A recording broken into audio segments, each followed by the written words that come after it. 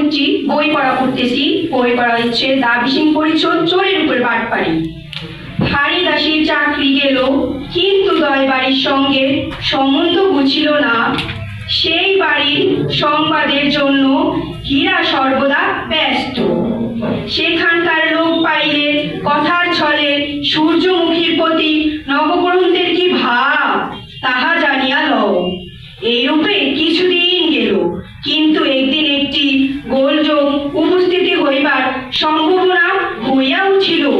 দেবনন্দের নিকট হীরার পরিচিতাবধি হীরার বাড়ি মালতী গোলনীর কিছু ঘন ঘন যাতায়াত হইতে লাগিল। মালতী দেখিল তাহাতে হীরা বড় সন্তুষ্ট নহে। আরো দেখিল একটি ঘর প্রায় বন্ধ থাকে। সেই ঘরের বাহিরে হইতে শিকল এবং তাহাতে তালা চাবি আটকাতে আটা থাকিত। কিন্তু একদিন